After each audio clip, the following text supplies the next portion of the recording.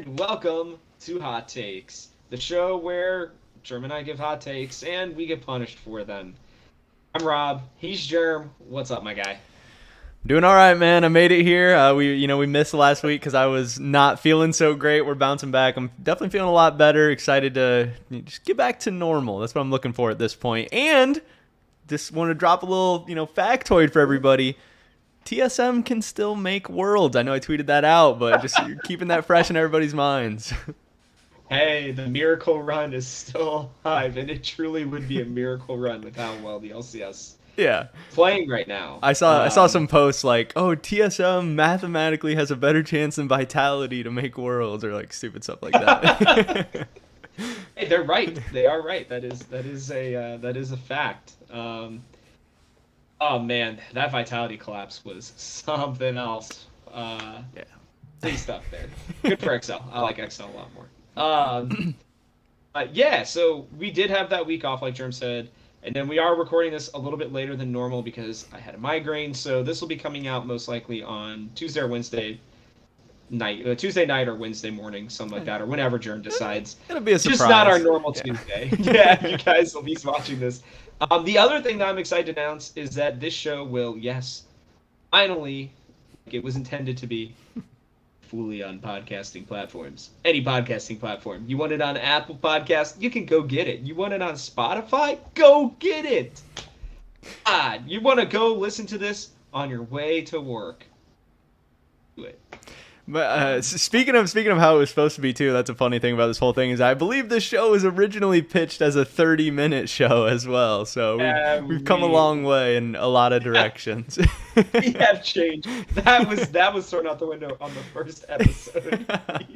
We have both of us talk too much. It goes faster than you think too. Yeah, it does.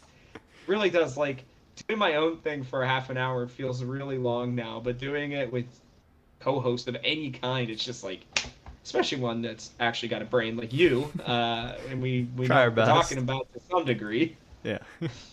Patting ourselves on the back a little bit. We all know we sound like idiots. It's cool. We don't care. We're Hey, here they for let your us know often enough. I still get the comments like, "Oh, I cannot." Like, there's some guy who put like timestamps on the last video, which is like, it's like an hour and 15 minutes into the video. Like, I don't know if he just clicked ahead or if he's watching the whole thing or whatever. He's like, "Oh, I can't believe he said this at 1:15:43." Like, that was the stupidest thing I've ever heard. It's like, whatever. Hey, we appreciate that you're watching that late into the video because a lot of you probably click off after. Well, Yeah. now. So, yeah, this show's been really fun. I can tell you it has been renewed. At least this episode. So, we're gonna keep going. We're still here. We got the lights on. We do. And yeah, we'll have some announcements later on as well. We will be taking a small break after LCS finals to potentially, kind of redo things here. Or keep it the same. We don't know yet. We'll see. We will be back with amazing off-season of content because let me tell you, what Germ and I are hearing, things are going to get very spicy. The hot takes are going to be flowing. You're going to have to be able to discern whether or not our hot takes are just us making it up or things we're hearing. We're not going to tell you guys right now, at least. So. Yeah, and I mean, I can already tell that people are getting excited, like even just from my perspective, like, hey, middle of July, early August, I was down. My numbers were way down. We were scraping the barrel, but like the last even week has like really, really, really started picking up. And I remember last year, like the first week of September was really, really big. We're getting close to that point. Things are going to start ramping up fast. I mean, you literally go from nothing to like everything all at once. And it's a fun time of the year and we're almost there. So, you got to stick out the summer. You got to get through the dog days and to get to the fun part. And, we've done that, hopefully. We're off-season junkies. And do understand, when he means by the first week of September is when the teams start getting eliminated. So, the double elimination bracket, the A-team bracket that we have both been very, I would say, and rightly so, critical of. It's weird. It is so weird, but we are going to get some interesting games, starting Thursday. So, day or two after this comes out. But we got to jump into, I think, last week's games really quickly. We're not normally like a recap show, but I do want to talk about, since Immortals and Dignitas are gone, like they are no longer worth talking about. You can take Gone for however you would like to amid all the rumors, but let's talk about these games. Let's start with the TL FlyQuest game. I really felt great on my prediction. I don't know if you saw my tweet, but I said game 1 or 2 going to be a weird one from TL, and then they're going to have it from there on out. I predicted a 3-1. I'm feeling super psychic at the moment because it was a bit of a guess, but I also feel like the trend of TL has kind of led me to that. Yeah. I didn't see your prediction for it. I feel like you did tweet one out, though. Yeah, I had it 3-0. I didn't see the I wasn't hoping for the randomly dropped game at least. Yeah. But yeah, like you said, TL's this has been their thing all year to randomly drop a game, and Bwipo, he kind of went in depth about this one too. Like, honestly, it sounds crazy, but I do kind of tend to agree when I was watching it as well. Like the Philip solo killing him play really did have a huge impact on that game. Like, really did snowball it out of control. And it was so close. Like, when Bwipo was breaking it down, you can see what he thought, like, could have happened or was going to happen too. You could see that Philip wasn't even probably 100% sure that it was going to work out like that. But then from that state, Philip having that advantage in the top lane, like, with Bwipo dying, obviously him staying alive, and then the lead he was able to gather from that, like, really did put TL in a nasty spot, which I believe that was like TL's counter pick too. And if that's supposed to be one of your win conditions, that's supposed to be, your big surprise in the draft or whatever, and you're put behind that early, that significantly, it really made them play from a weird spot. And obviously Philip, FlyQuest, they took that lead, they snowballed it well, they took advantage of it, but then you kind of saw the other games when that the big play doesn't happen, or the big random outplay doesn't happen, that TL kind of hunkered down a little bit. And I thought it was good that they were able to bounce back from a loss too, because you can very easily get tilted or boom or whatever, and they kind of did the rest of the games how they should have went. Yeah, and I will say this: I actually really didn't like TL's draft. To be honest with you, I felt like it was. Like it was pretty bad. Like I remember I was just turning on the game. I was messaging the people in the Talking TSM Discord, and I was like, everybody's like, or not everybody. A couple people were super hyped about the Bjergsen, Syndra pick, and I was like, guys, this is a terrible pick into this draft. What are you talking about? Yeah. I was like, Vi literally just has to click R. 30 seconds later, she just clicks R and kills him, and I'm like, guys, like this is going to happen. They don't have any way to stop it. Like, yeah, Core JJ can stun lock Vi, but it doesn't really matter. She's already locked him down. The rest of the team's able to follow up. I think Azir is just way too strong on this patch right now. I freaking hate that. I don't understand why he's just not getting banned by every team. I will tell you this much. There's so many bans. The resident TSM fan currently right now, I will tell you that if Azir is not banned against Maple, that's their chance of winning. Yeah. Yeah, and I mean, there's so many champions that need to get banned right now, because it's like every draft we have some champion pop off. We're like, oh, how do you not ban that? Like I'm watching the LEC games. It's like, how does Zeri ever get through? How does Yumi ever get through? How does Sivir ever get through? There is a ton of power picks right now, which maybe is good and bad.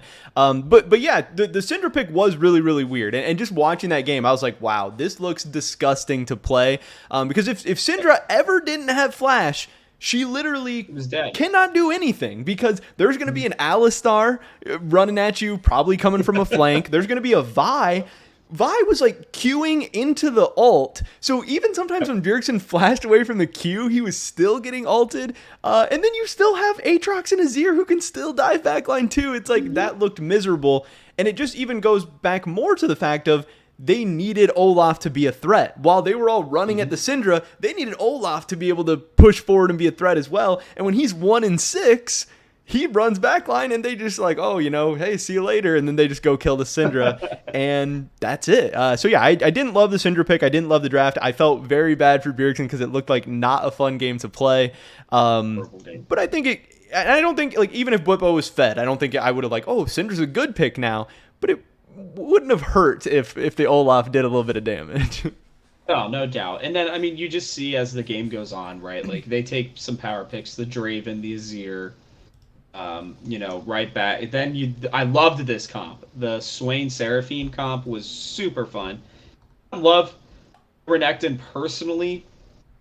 I honestly think they could have gone with something like, I know he's not super strong right now. He's actually getting buffed in the patch that dropped today. Well, I guess technically tomorrow, but Jace or something like that for a little bit more damage than the Renekton and doesn't fall off as hard. But like, no, yeah, I mean, it was pretty obvious from there on out because if you watch every game, like TL has a very different draft pretty much in every single game. Yeah. And to me, that's what gave me confidence. Like, listen, TL are probably going to go to Worlds. TL are probably going to drop a random game or two at Worlds. But I will say this: everybody has been talking up this team. Like every EG interview I've seen has been, yeah, the second best team besides us is TL. Like even Cloud9, like they're like, yeah, it's TL and EG. Like all these other teams are like, yeah, dude, it's TL right now. Like they are playing really well. They figured themselves out. I was so confident after that first game. I was like, yeah, bad draft, got the bad pick. Like, I felt really good that this team was going to be fine. And honestly, moving forward, I am super excited for their next series because I think we're going to get to really see whether or not 100 Thieves or TL are the second best because I think it's between those two. And if we could get like 2, maybe 3 versions of TL versus 100 Thieves, oh, it's gonna be awesome. So it's gonna be I'm fun. very happy. And I think like the winner of TL 100 Thieves, like that's gonna be a huge series. It's gonna be super hyped up. I went out and said like I think that's the biggest rivalry in the LCS right now. I think those are like the two teams who have been consistently good over the past couple years. They keep meeting in the playoffs. All the players like talk trash and are pretty interesting, exciting. EG's like kind of new to being a good team. C9 and TSM have kind of taken a step back. TL 100 Thieves like feels like the S tier rivalry right now. So I think it's gonna be fun. But also I think whoever wins that all of a sudden has a heck of a lot of momentum, and that's going to be a handful for EG. Like, I don't know. I mean, depending on how good those teams look in that series, like it's possible EG doesn't even go into the winner's bracket final as the favorite potentially too. I don't know. But the thing that I did love the most from that FlyQuest Liquid series was Liquid losing game 1 and then coming back and picking the Draven in game 2. Because like obviously Draven, super strong right now, but very volatile. Definitely a champion that can be taken advantage of, a champion who can just be useless right off the rip, especially on Hans Sama, who hasn't been necessarily amazing or probably doesn't have a ton of confidence this year. That really shows me that they didn't really care about losing the game 1 that much. It shows me that their confidence wasn't shaken at all, and they're like, okay, well, let's pick Draven, let's stomp this game, and then let's get back on track. So to me, that was honestly like one of the coolest signs of the series. Like, it's not like they came out with like the Draven game in game 4 or something. They were down 1-0, pulled out a Draven for Hansama, and what was it, 20-3 on the scoreboard.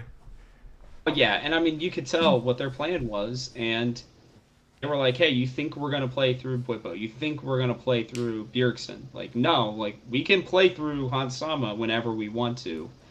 He just needs to have resources. And I think that we kind of saw for the first time that and I would honestly say truly for the first time this whole split, maybe even this year, that he was, I don't know, dominant?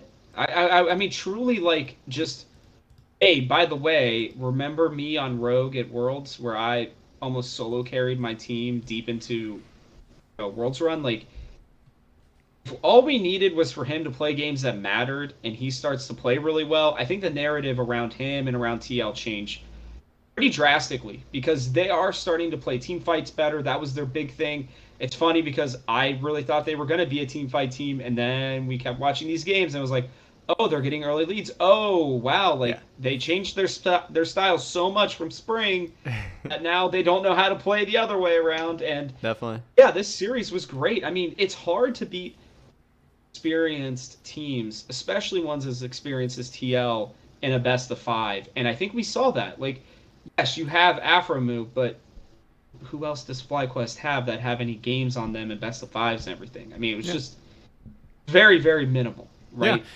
Yeah. And in the second half of the, like, I don't want to make too much out of this series because it was good. And you start looking at the KDAs, like, dude, the last 3 games, 20-3, 20-5, 15-2. So like, yeah, Hansama, he was insane. He was like 10-0, 4-0, 3 or 10-1, 3-0, 4-0. But like everyone on TL ended up having insane score lines and stuff.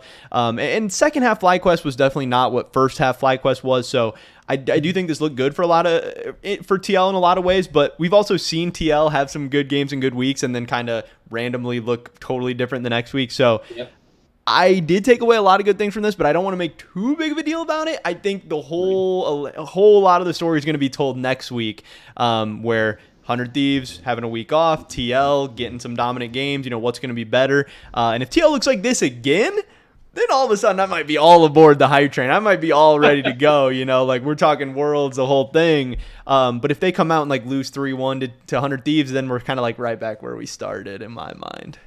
Yeah, and I mean, I think that's what's going to be really interesting, because I think everybody, including myself, probably you, consistently sleeping on 100 Thieves. But dude, this team gets it done when it needs to get done. Yeah. And I really do want to see what this group of 5 players who have now been together for almost 2 years does at Worlds. And I really do believe they're going to make it. I wonder if they're going to win here or if they're going to have to make their lower bracket run, right? Mm-hmm. Regardless, a fun team. They're interesting as well. So like you said, yeah. it really, like, TL normally took care of the teams below them. It was the teams above them that generally were giving them a problem, and then they were able to go out and beat EG. Everybody's like, oh, well, maybe they're real. Then they got stomped by 100 Thieves, during the regular season. So we're going to have to see. The styles are going to be very different. TL is now very much more of an early game, whereas 100 Thieves is still kind of later game, unless if closer pops off kind of team. But I'm pumped for that series. I will talk about it, like, I think a little bit more in depth here. Like, yeah, definitely. But yeah, and one last thing I want to say about this series too is just kind of the difference between best of 1 and best of 5. Because we're talking about, like, yeah, TL beat EG, then they get stomped by 100 Thieves, all this stuff. Like, even take ideas like that and put it into this series. FlyQuest won game 1. Philip solo queues Bwipo. Then they snowball that lead out of control and just kind of dismantle Team Liquid. If that's a best of 1 and that's the whole story, that's the whole storyline, that's way different than TL coming back and winning the next 3 games like a combined 60-8 or something like that. So, the best of 5s are like, it cannot be overstated, the difference between best of 5s and best of 1s. We see that at Worlds every year and all this stuff. Like, no matter what happened in the regular season, this is kind of being overused at this point too, but like EG went 9-9 in spring. Like, this is about to be a whole new ball game, and that's why I'm so excited for this weekend with four best of 5s. Oh, I can't wait. Thursday through Sunday, league all day. And throw this out there, you all need to let them know. Bring back best of 3s during the regular season. Yeah. I'm telling you, NA will level up substantially. We bring those back. Yeah, you can see who the better teams are. I'm just telling you now. I think it's like the future, like, not only for making our teams better, but I think it's the future of like the even the product and like the broadcast and stuff. I think it just like makes more sense. Like the hardcore League of Legends fans, which is where we're at this point. It's like, pretty niche thing with the hardcore people. Like, that's what they want, and it'll be more games. It'll be more days. It has a chance to like more take over your life and like get you all the way in it. And it's a thing that's not supposed to be played in one game. It's not supposed to be played in one sitting. Like, I know we were talking about this earlier, like when you play solo queue, not many people go in and play one game, because even from our own games, one game means nothing. Just because you lost one game, that doesn't mean you suck. Maybe you got to enter, maybe some stupid level 1 happened, whatever. You play 5 games, you play 10 games in a row. That's how League of Legends is meant to be played. I think it would be better in so many ways. I get it's more expensive and you need more talent and you need all this stuff and blah, blah, blah. Maybe average viewership goes down or whatever, but like that, I think it's what we should be building towards, like figuring out how to make it work. Well, and if it's on more, then it has more touch points for younger fans to grow up and watch it with. Right. What are you doing today? Are you watching the baseball game on tonight, or are you watching the league game on tonight? Right. Like, obviously, like Major League Baseball, they would have more viewers if there was 10 games a season and they played freaking once a week. But no, it's just on all the time. And yeah, they sacrifice some of that average viewership amount and stuff, but that's what their thing is. That's what their game is. That's how it's supposed to be played. And this is how this is supposed to be played. And it's so frustrating when it's happening in other leagues. Like, how can we just have like the almost objectively inferior model just to like make our numbers look prettier or something, or save a little money off the top? Like, it's frustrating. I wasn't always like that, but I've definitely gotten aboard that train. Well, and then you can go and you can hire more people. Like all those great casters and stuff down in Academy. Kangas is great. If you have league going 5 to 7 days a week, in NA, I would assume they'd probably do like 5. I think they would do like Wednesday through Yeah. Sunday, which is, if I remember correctly, that's what they used to do when they had best of threes. Hmm. And you can have more people. I mean, I'm not saying bring back crumbs, but like you can have. I don't think I'm gonna be tuning into that one. No, me neither. But you can bring back people. You can bring up people, and like, there's plenty of people who will work in this industry to help build it out. You just Right. need Yeah, for sure. And it helps you develop more talent that way too, because that's a comment that I'm hearing play more and more more games. recently is like the casters are like kind of getting stale, and it's like we have so few casters and we see them all so much. We know they all have such good relationship with Riot and stuff that it gets so like tight knit that it's hard for anyone to break into it. It's hard to move on from the people that have been there for like 8 years, and like that's not good. You want the competitive environment. You want the people pushing them, and you want the even if you still like the people or still think they're good or whatever, sometimes it's good to swap in and out and have change and stuff. Like, yeah, there needs to be more. We need more talent. We need more things. It's better for the creative process, for the viewer experience, for the competitive integrity, but it doesn't seem likely. not this year. Yeah. I think they will probably consider it next year, though. I hope. I say this year, I mean 2023. I think 2024 they're going to have to really consider it, depending on what the numbers do. Yeah. It was good to see almost 200,000 plus people watching Yeah. for the C9 CLG Yeah, game. and actually it did end up peaking. Like in Game 5, it actually got over 200,000, which was cool. I think it ended up at like 206. But then when I was looking at the LEC numbers, I was like, I don't really look at the viewership numbers ever. And honestly, I watch on YouTube most of the time. So I really have no idea what the viewership's like. Because, I mean, YouTube, you'll get like 20,000 people. So I have no idea what's going on. But then I looked and like, dude, LEC gets like 300,000 for regular season. Like, that's crazy. But yeah, just like in a vacuum, 200,000 is not a bad number. Like 200,000 is not terrible. Like, yeah, it's not what it once was, but like that seems to me, at least in the short term, as like a sustainable number for a first round playoff matchup. Well, I will tell you this much, and I go on these rants pretty regularly, not on any show, but with people who try to like. On the Talking TSM Discord felt my not intentional wrath or anything. I wasn't mean about it, but He was making kids cry and shit. I mean, like the whole viewership argument, or like the league is dead argument. Go and do your freaking research, okay? I'm not dropping F-bombs on the show. I'll drop other things. You can replace freaking with the real word. Go do your research, people. I'm serious. League of Legends, you look up every single Twitch viewership thing. It's let's chat, and then League of Legends is almost always top 5. More often than not, it's top 2 or 3. Okay, then you go and you bitch and moan about the LCS, bro. LCS on a weekly basis is bringing in 100,000 viewers, right around there. Okay, the Rocket League World Champions, they're pumped about like 50,000 viewers. The Apex Legends groups, they're like pumped about 100,000 viewers. Like all these other esports that people are so hyped for, right? Everybody's like, oh, well, it's losing to Valorant. Like, great. Who cares? They're both Riot games, so I'm fine with it. It doesn't bother me. And League of Legends in its, 13th year, something like that? Like, that's uncharted territory. Like, people are kind of comparing it to CSGO and stuff, but like, okay, CSGO pops off because of the majors, but yeah, week in and week out, CSGO is not anywhere near what Riot's doing. That's what I was going to say, is like, even the majors, like the Boston, or the Blast major that recently happened, 150,000. I'm like, crazy. Dude, the LCS does this 18 weeks of the year, and if you count lock-in, it's pretty close to like 20 weeks. You count the playoffs, and it's pretty close to like 30 weeks. Like, yeah. And I think people are going to see there's going to be a lot of clips that come out over the next couple of months. LCS Finals in Chicago is going to be crazy, but then getting to see the Worlds in North America, you're really going to see like what the in-person, the last couple of years we haven't got in-person stuff as much. You're going to see what the in-person stuff looks like. You're going to see what North America thinks about League of Legends and stuff. And like that's the other crazy part too, is like, people want to say the game's dying in the West and stuff, and like the numbers don't show that at all. But also like go try to play CSGO. It's like feels very dated. It feels pretty shitty. You got to be a pretty like dedicated CSGO head to play it. That's why a lot of people are getting excited about Valorant.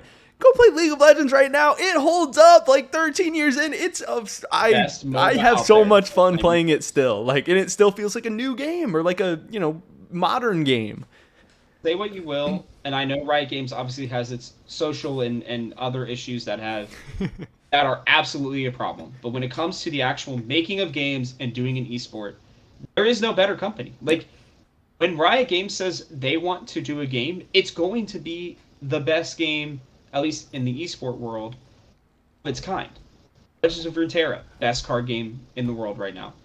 EFT, easily. It literally killed every other auto chess out there. None of them basically exist other than TFT. And, right? and I saw there was recently a graphic of like how much money all their games make and like how much TFT makes and how much Wild Rift makes, like from like in-app transactions and stuff, like from App Store data or something like that. And like, it's crazy. It's wild. They're not going anywhere, and they're about to probably bring out the best freaking fighting game in the world too.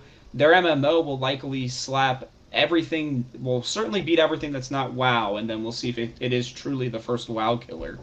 I think it has as good a chance as anything. And I know we're going on a bit of a tangent, but you guys got to understand, like, these are topics that I think a lot of people are afraid to talk about. And, you know, like, sure, like, from Double Lift's perspective, right, like, yeah, the LCS is dying compared to what he knew, but overall, the LCS is actually probably one of the most healthy esports out there. You know you're going to have a consistent fan base every single year. Yeah. Yeah, we're getting down to the niche people. You're the ones who are watching this. You're the niche people. Right, So and there's still the chance for this thing to bounce back too, because I still do think like a big thing is like, okay, Double Lift's time, TSM and CLG, like the teams he played for were so massive and so huge and so big, and like right now, still two of the biggest and like most passionate fan bases are C9, which a lot of people underrate, and TSM.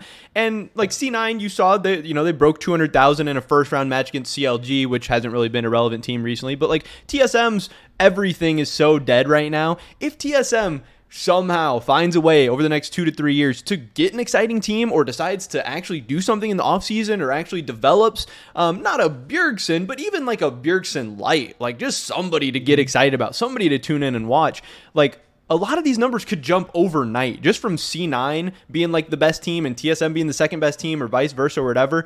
Or giving EG, 100 Thieves, TL, these teams the chance to build up these fan bases, because that's going to take time. No one's, you know, people have been EG fans for like 4 months right now. You give people EG fans for like 3 years, it's going to be a little bit better. It's going to be cooler. It's going to be more exciting. But we're just at a time right now where when EG's the best team and TSM's the 7th best team, that's not a season that's going to have a bunch of, it's not going to be like max popularity. And you see that in all the sports. You know, if you have the Yankees in the World Series or the Lakers in the finals, a heck of a lot more people watch than when the Timberwolves are in the finals, something like that. There's no getting away from stuff like that. Jeez, you don't have to hit on my T-Wolves like that, bro. Come on.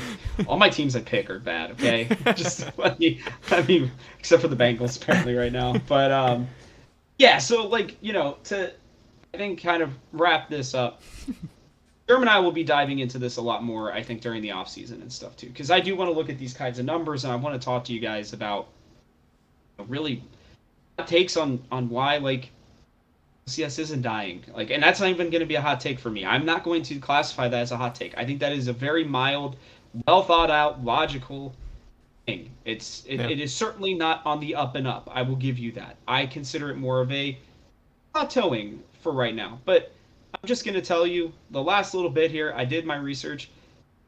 Germ, can you tell me when a person's life they are most likely to play League of Legends? I'm like an age? An age range. I mean, I would say like college. Yeah, that's it. Yeah.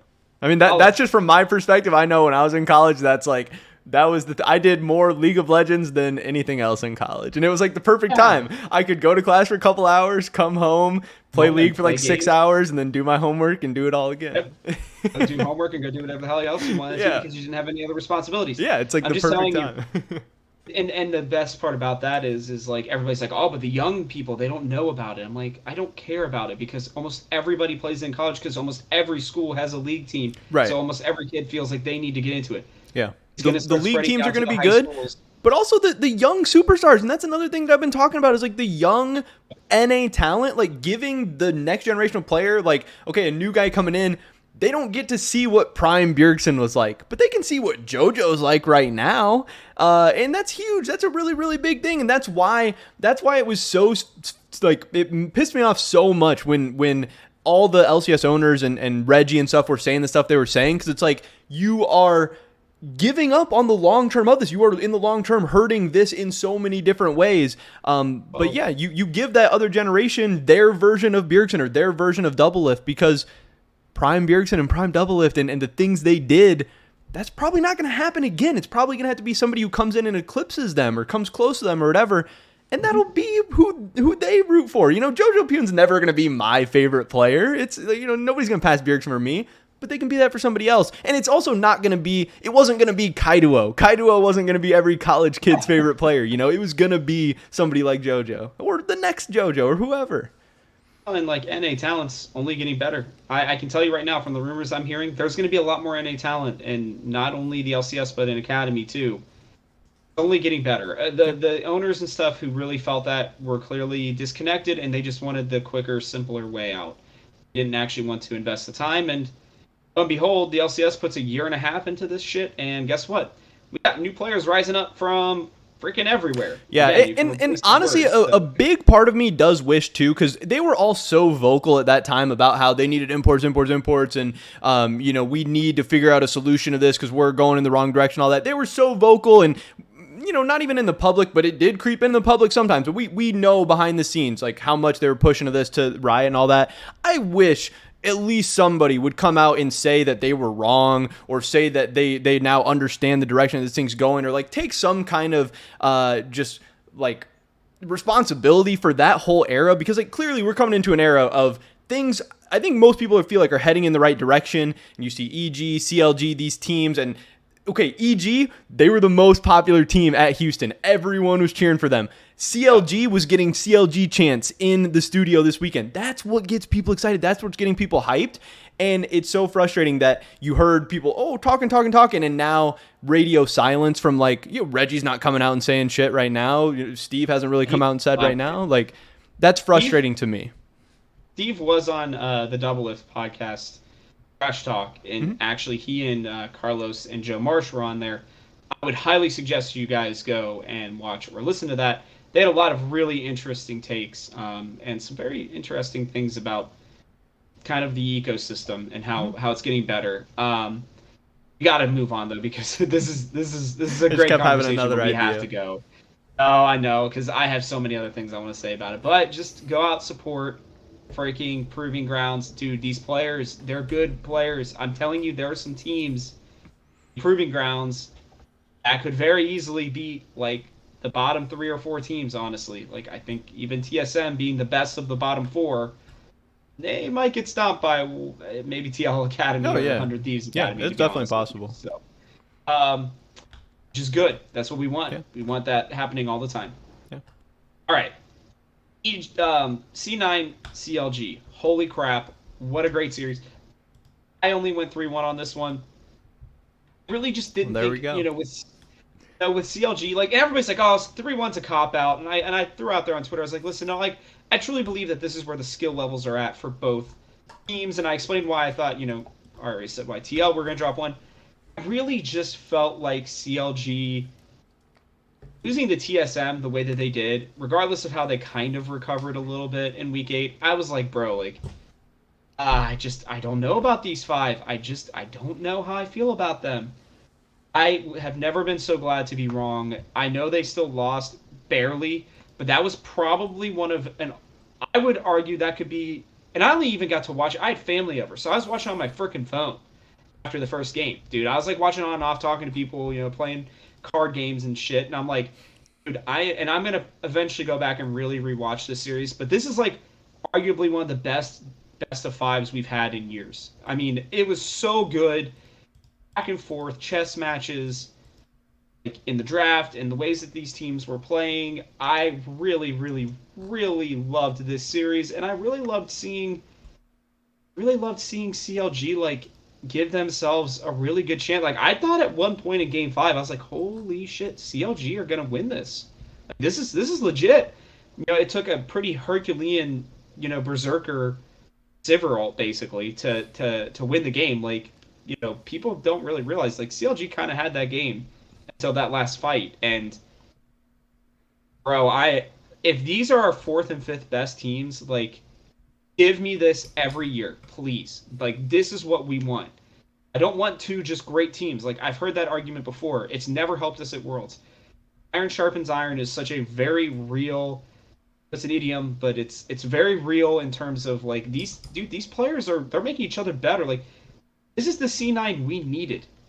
If there's going to be a team to challenge the top three to actually push them to really get better for Worlds, lose their spot, it's this C9 team or the CLG team. And what an awesome series. Just great picks all around. I don't know. I really enjoyed it from what I could really watch of it, which was not as much as I would have liked. Yeah, no, I had a ton of fun watching this. I mean, this was so fun. That's why I was checking in on the viewership numbers and stuff too, because I was like, damn, I hope people are seeing this. I hope they're enjoying it as much as I am. I thought this was awesome. A lot of cool drafts. That's another thing too. CLG's doing this with reject players. They're doing it with NA talent, and they're doing it with crazy picks. You know, who else is playing? You know, Yone top and Akali top and Yone mid. Like they're going aggressive picks all over the place. Some people are spicing in some of those picks every once in a while, but they're like consistently going with these carry picks on what most teams, didn't want to be their solo laners, or most teams didn't want to be their carry players. You know, how many teams passed up on Palafox or passed up on Dokla, and now Dokla's playing Akali in the playoffs and winning games? Like, that's crazy. The one thing I didn't like, I tweeted about this too, I hated the Vex pick in Game 5 from Palafox.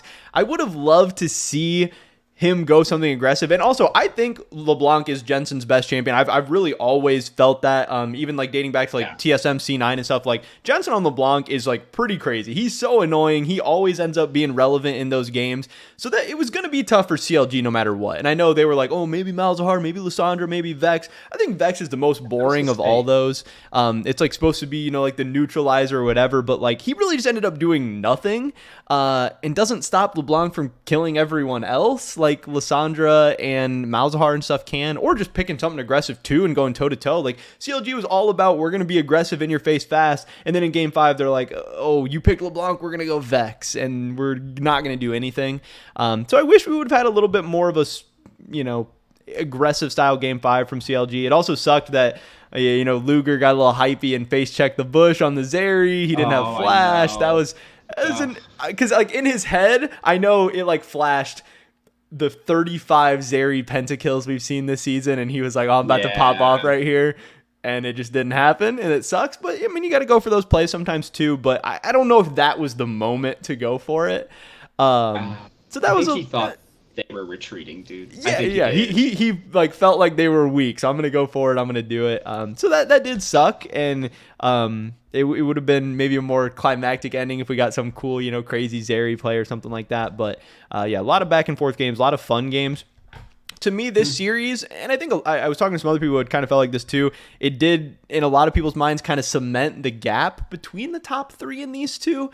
Like, I didn't come out of this series thinking C9's, like, after I watched TL the day before, I didn't come out of this series being like, C9's about to beat TL. It was the only thing that I felt like. But seeing them play against each other and how even it was really fun, like, in a vacuum. But see, like, for me, my argument is it's just because one team, like, I think what people would have wanted was one team to stomp, and then they'd be like, oh, but, like, and there's good, that's good for TL. But for me, it more just cemented that FlyQuest wasn't a top 5 team. And I think we had already been feeling that. CLG have beaten every good team, every team above them, at least one game, even heading into the playoffs. So I don't feel that way at all. And, like, I respect you to feel that way, but you don't have to. I don't. No, I respect you. That's fine. But I think you're wrong. Like, I really do. These teams were playing a lot. Yeah, I went back and looked because I didn't get to see the draft for this one.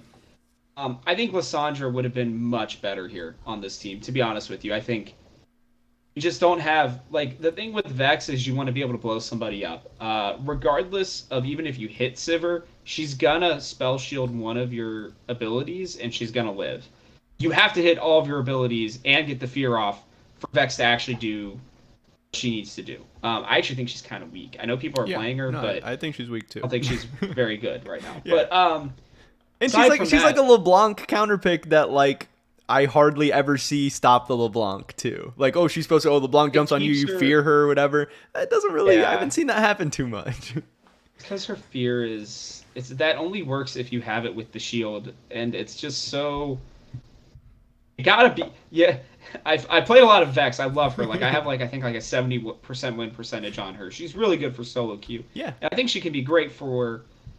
I think they need to give her Q more damage. I think that's honestly the biggest problem is she's supposed to be a burst mage. Her Q does basically no damage.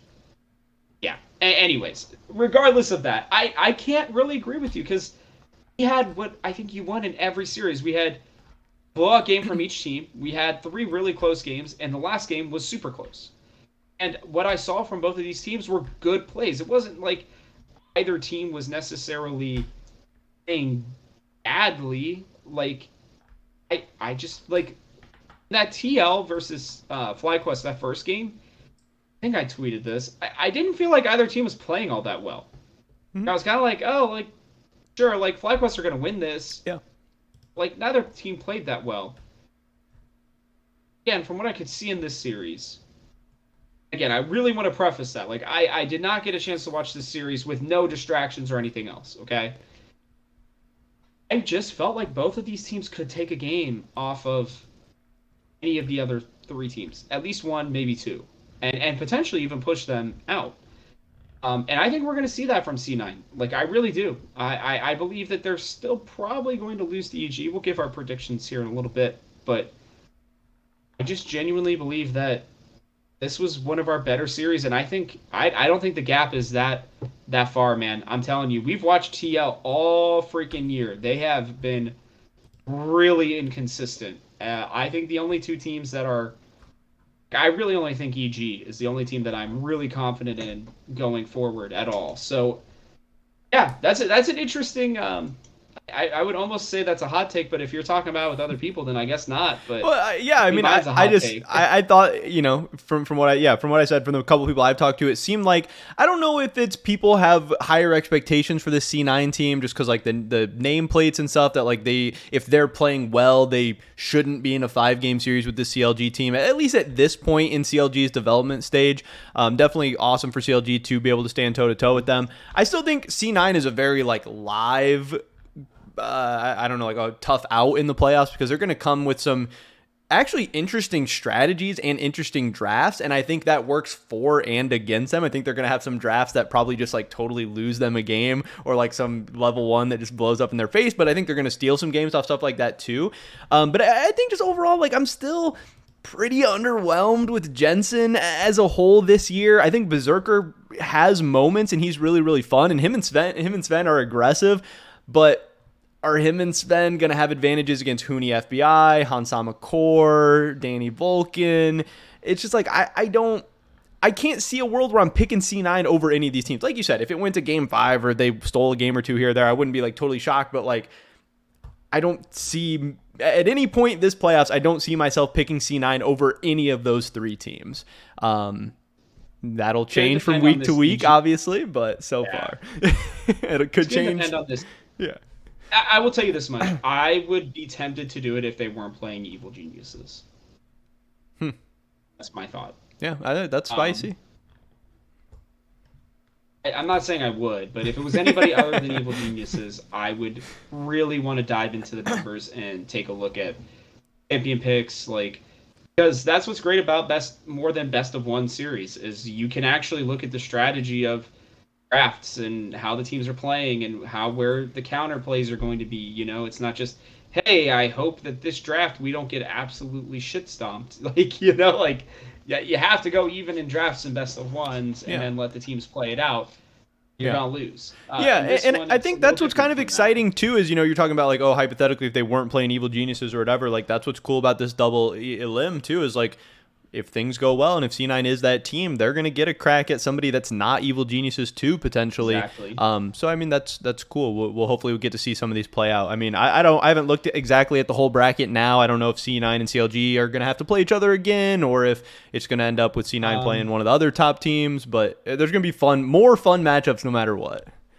I believe the only way C9 and CLG would play each other is if both of them won their first losers bracket. Then I think they would play each other. Maybe.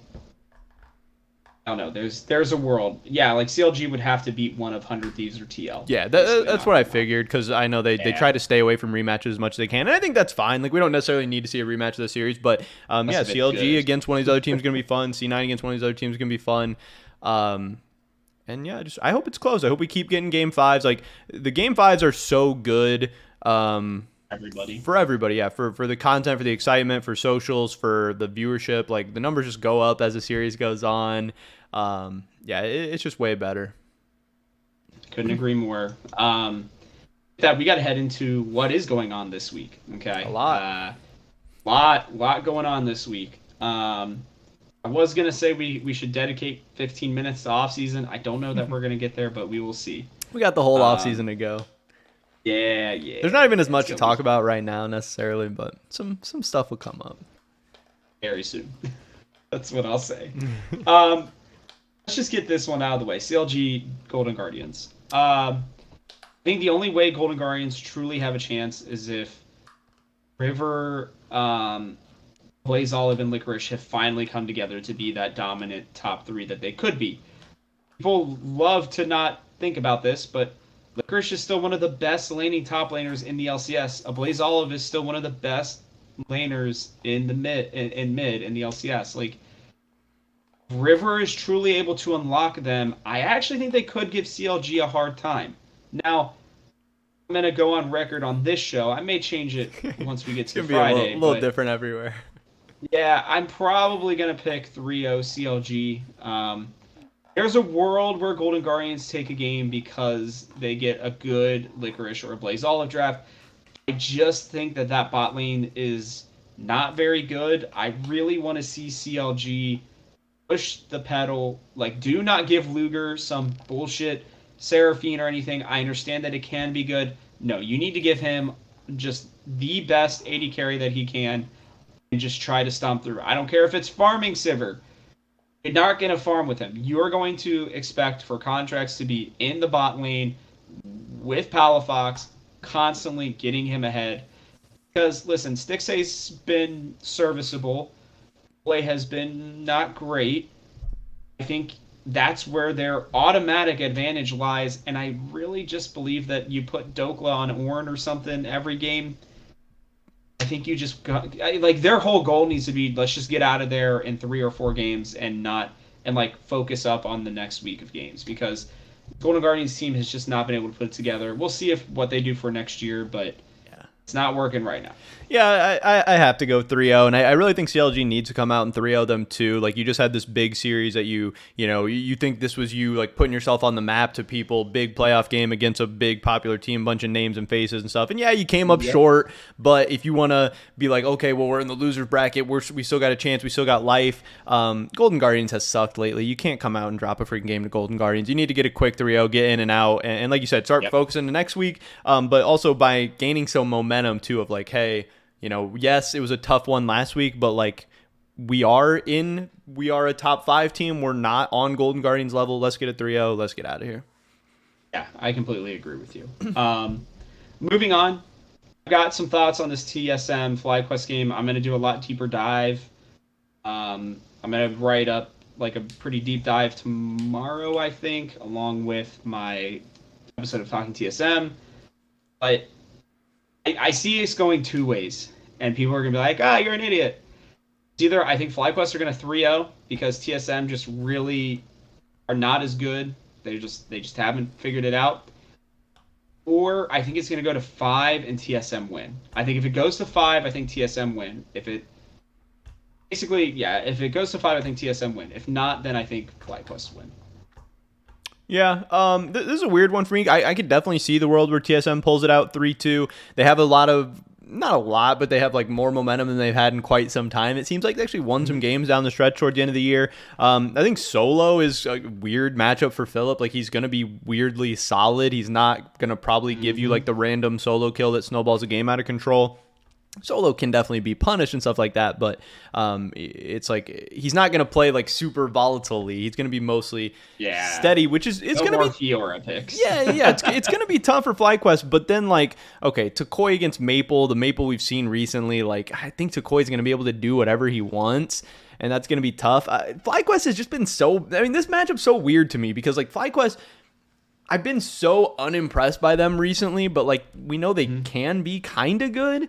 So I don't know. And like if it goes to 5 games, I struggle to see how like I could. To me, it's kind of the opposite. I think if the series is close, I think there's no way FlyQuest is gonna like lose close games if they're like both showing up. I think the chance for TSM is like if FlyQuest like doesn't show up. You know, we got stomped freaking 3 games a row against Team Liquid. We're in the losers bracket now. We have an easy game against TSM where we're looking past it. I could see TSM coming out and like 3-1 in them or like maybe 3-0 in them, like on some crazy stuff like that. Wow. But I think if it gets down and like both teams are like, oh, it's game 5, we're focusing up, I think that FlyQuest is just better and they'd probably be able to win in that situation. But a long-winded way to say that part of me wants to pick TSM, but I have to take FlyQuest 3-1. Okay, here's where I think the deciding factor is going to be. There's a guy named Spica, and he wants to win real freaking bad. Maybe. He is either going to int his face off, or he is going to, I think solo carry at least 2 games. I'm going to. He could also KDA player going into a contract off season. Nobody's worried about how he plays in this series, determining whether or not he's gonna get signed by somebody. It's tough for me because I think if Instinct just plays okay, I think TSM probably win. I know, like I'm kind of all over the place on this one because it's so hard. tough. It's definitely hard. Both teams are so up and down. This is going to be a very, very close series, I think. I'm going to go to 5 games on this one. I'm going to stick with my TSM prediction on this one. And my main reasoning goes to Spica. I think a lot of teams, and they made this mistake in 2020 especially, like TSM most of the time during these playoff series with Spica, is what they'll do is they will focus on one jungle champion. It's not necessarily the best jungle champion, but it's one that they know will likely get through almost every single game for them. Sometimes it's going to win them games, sometimes it's going to lose them games. Like, I wouldn't be surprised to see something like a Xin Zhao or something, right? Where it's like, he's pretty good, he can be really good, or like a Wukong, actually, I think would be more likely. It's not getting banned a lot, but like, they'll just first pick it for Spica, then let everything else kind of play out, and then see how things go. I also think Azir is going to be really important in this series. I think whoever gets Azir could potentially end up winning the game, honestly. It could be that simple. But yeah, I think Spica's going to just kind of have that one champion that he has been practicing all week on. And he's going to go in, and they're just going to play it. And when he does that, and when they let him do it, he gets real comfortable after like a game or 2, and he can just straight up carry. So yeah, I'm going to go 5 games with TSM.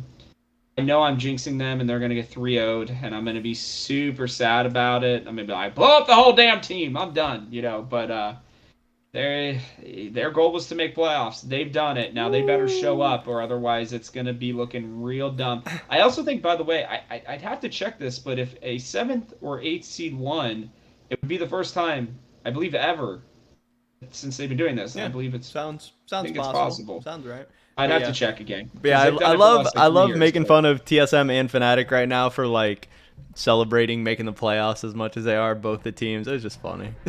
I tweeted last week like Fnatic like 5th place finish was like winning the Super Bowl or something like that. Hey, at least I think that team, if they get hot, that team could easily make their way into Worlds. The middle of the LEC is like 4, pretty strong actually. Yeah. Well, and with them having 4 representatives, they realistically only need to win 1 best of 5 to make it. It's like either going to be them or XL, I think. So, I don't know. It's going to be interesting. Very interesting. We're going to save the best series, my opinion, the best series for last. So, EG, C9. Regardless of how much I was talking C9 up, it's not that I don't believe that C9 are a good team. I just truly believe that in a best of 5, I don't know who is going to be able to beat Evil Geniuses. I just think They can play whatever style they want to. They can literally play through any lane. Like I know a lot of people have been like critical of me, like I've been up JoJo and stuff, and they're like, but they just only play through Danny, and I'm like, well, that's because that's all they have to do. When they want to, and they've shown this, they can play through Impact. They can play through Inspired. They can play through, they can play through JoJo Pune. This team is so damn good, doesn't matter, and they can play almost anything. The only way I could see them really losing is if they get tilted. Like if they lose a game, and they get tilted and they lose a second game. Like, and I know it sounds really stupid, but I'm just telling you, like that would be the world where I'm like, oh, well, like, you know, like EG lose the first 2 games, they're done. Like, I'm just telling you right now. Like, this team doesn't have that kind of, I think, comeback mechanic yet. They have an in game, but I don't know in a best of 5. Like, that would be It's really hard, tough. yeah. They haven't been there too much. They haven't done that yet, I don't think. Yeah. They've pretty much played from ahead in every playoff series, I believe. Yeah, I think they lost in the spring. I think they lost the first round to TL, but then after that, they went on like the lower bracket. Is that what it was? Yeah. Okay, I couldn't remember, but like, yeah. What I will tell you is I just truly, I think the LCS needs a team to be this good. I think EG are just that good.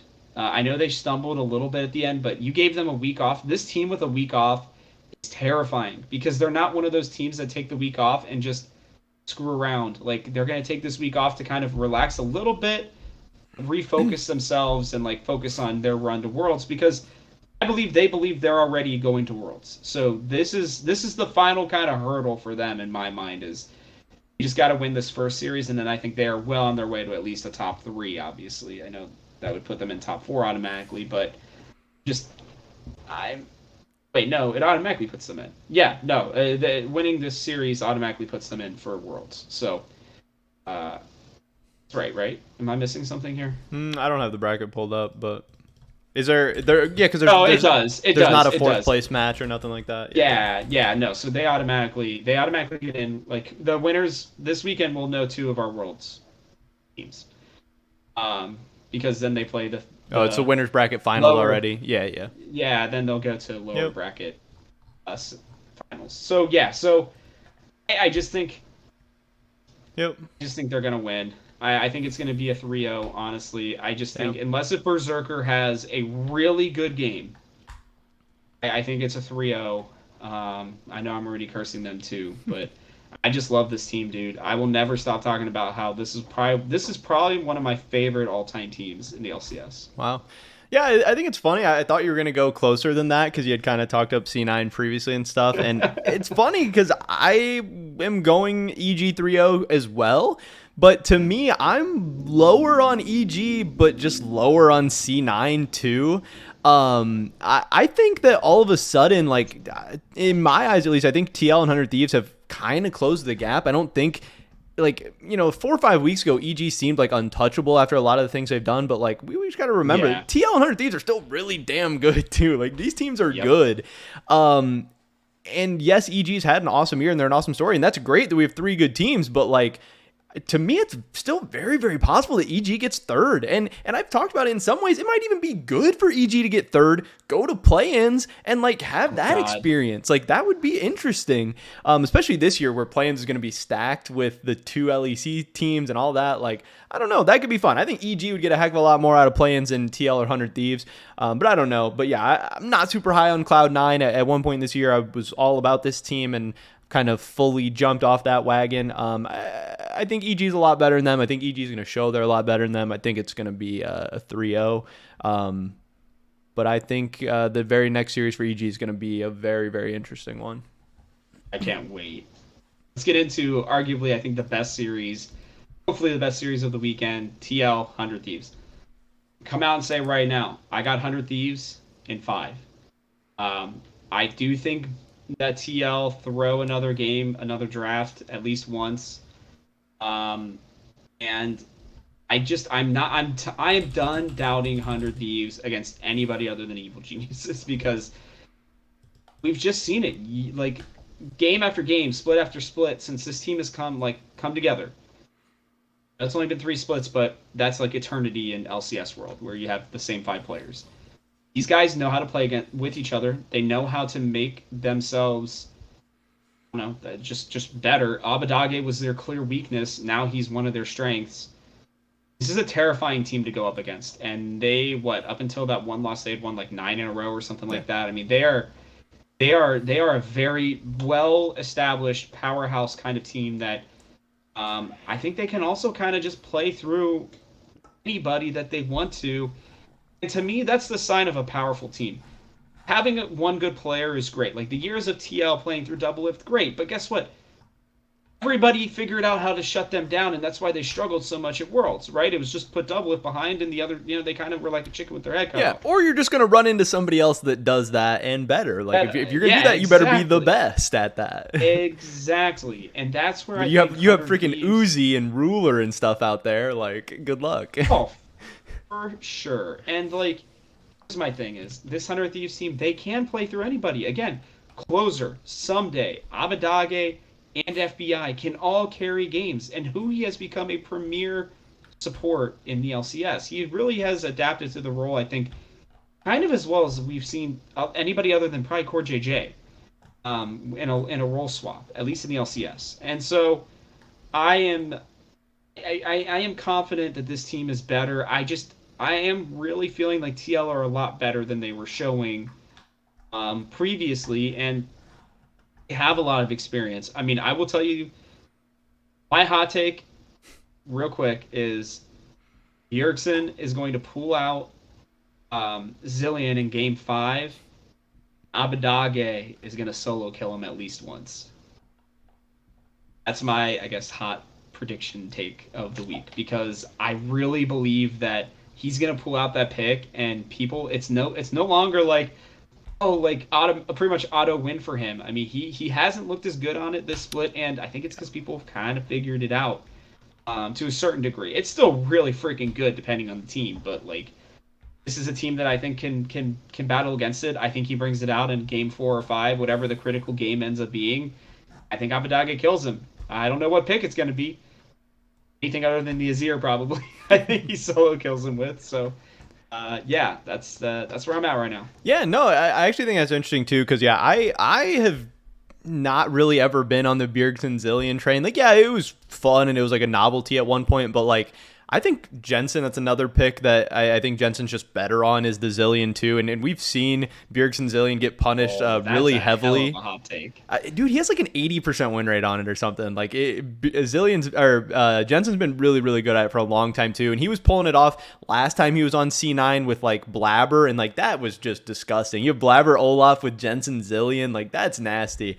But yeah, Bjergsen I don't think has been as good on the Zilean, so I actually don't hope to see that. I think some of his more iconic picks have been like the Syndra and even like Akali. He like never plays Akali, but I swear he like always has some crazy games on it. To me, those are obviously that's way more fun, but yeah, like the Zilean, LeBlanc even. Yeah.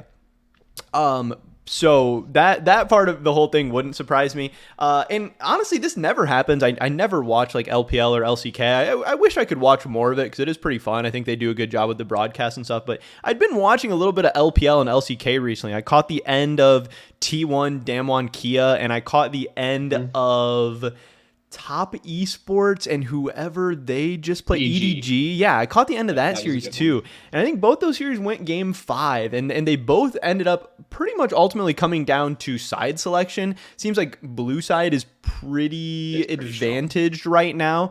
Obviously, 100 Thieves is coming into this series with side selection, so I wonder how much that will play into it. Obviously, region to region, it depends what champions are getting picked. It seems like NA is definitely not picking the champions that a lot of other regions are picking right now. So maybe it won't matter as much. Maybe it will. I don't know. I definitely think it played a role in C9 versus CLG. I think there was a lot of, maybe all blue side games won in that one. Maybe just a lot of them. I don't remember exactly for sure.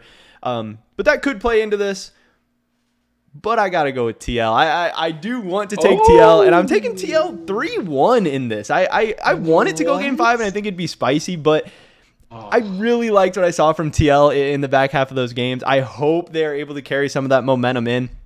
And I think we haven't seen it. Like this, honestly, again, it doesn't make a lot of sense.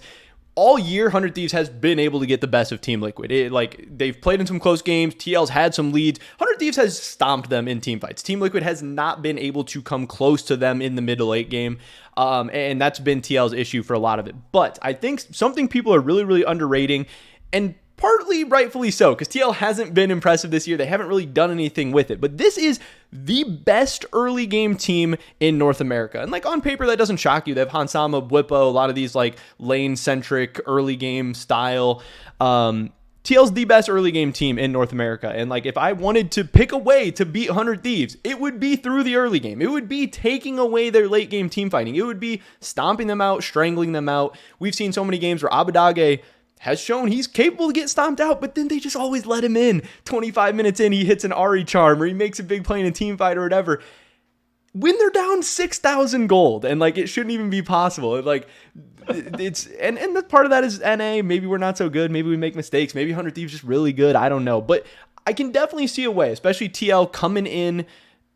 Hopefully confident, and hopefully I think the back half of the season TL looked a little bit different. I think there was a part in there where they maybe flipped a little bit of a switch, and I think they're going to get leads. I think in the early game, I think TL is going to be majorly advantaged. I think they're going to find early leads in most of these games, and yes, 100 Thieves is very, very capable of coming back from that, but that's not the position I like want to be in. I don't want to be down 3,000 gold to TL at 20 minutes having to make the big play. And 100 Thieves is very, very streaky. They're going to get in modes where they're going to be able to come back from down 3,000 gold like it's nothing. But there's also going to be days, and maybe that's this weekend, maybe it's not, who knows, where they're not going to be so streaky. Closer is very up and down. Abadage is very up and down. And I just think the TL bot lane especially looked... I think Hansama had his best weekend that he's probably had all year in the LCS. I know you were saying about that a little bit too. Yeah. I think that's very, very big for TL, and I think that can enable a lot of what they're doing. If Hansama is self-sufficient and getting leads on his own, that opens up Core JJ. We know he loves to not be in bot lane, and we know that Bwipo would love to have him up in the top lane, especially with this matchup against Someday and stuff going on. And Santorin, I think, has stood out to me in a good way over the past couple of weeks. I'm just really, really on the TL train all of a sudden, especially with how dominant they looked in some of those games. I'm a notorious 100 Thieves hater. So I'm taking TL 3-1. And I think there is some justification, but I also get that that's going to be very unpopular. Is that your hot take? I mean, I hope it's spicy enough. Oh boy. All right. So yours is that. Mine will be I'll be the solo kill. I don't know. We'll have to see. All I know is we're about to hopefully get 4 great days of League of Legends. Yeah. You also get the LEC coming this weekend, so plenty of action. Oh yeah, this week's gonna be crazy, and the rest of the year is gonna be crazy. I mean, there's not gonna be a bad week, really, the rest of the year. Obviously, there's gonna be some where there's nothing going on. Break. We're gonna do our best to fill those in. I mean, for me, those are still gonna be really, really big weeks. I'm gonna be hyped and excited. Sure. I can't wait. I mean, this is what the whole year builds up to. Like, as much as I hate the regular seasons of the LEC and LCS, it's worth it because we have these times. Exactly. And it's going to be fun also because I believe Udyr is coming out very soon onto the live servers, and I believe he will be available for Worlds. And I think I don't think it'll be for playoffs, but I'd have to remember. I don't think they changed the patch right now, but for Worlds, I'm pretty sure he's going to be available, which is going to be super hype. Yeah, we'll see. I'm so excited. I would love to see freaking new Udyr just running around on Summoner's Rift for Worlds. That'd be so fun. But maybe get a championship skin. That'd be so cool. Maybe in a couple of years. Hear that, Riot Games? You want me to spend money on your game? Give me an Udyr skin. Championship Udyr skin. Give him the chest hair. Championship Udyr skin. We're gonna have the blabber Udyr. We'll see. Oh boy, C9, dude, you can never count them out either. Oh yeah, for sure. They're live. It's gonna be so fun. It's gonna be so fun. Well, yeah. With that, I believe that's it from me and Germ. So, as a reminder, we're back. Make sure that you like, subscribe, and comment on Germ's channel. Do it. If you're not already doing it, you need to. You're an idiot if you're not doing it already. I'm calling you out. This man's coming out with daily content. He is losing half a lung, basically, to freaking pneumonia, and he's still putting out content. Who else is doing that out there? Good times. Good memories. I just get tired and I don't want to put content out there. This guy's like freaking sleeping in between videos. Subscribe to him. Anyways, we'll sign it out there. I'm Rob. He's Germ. See y'all next week. Yes, sir. Peace.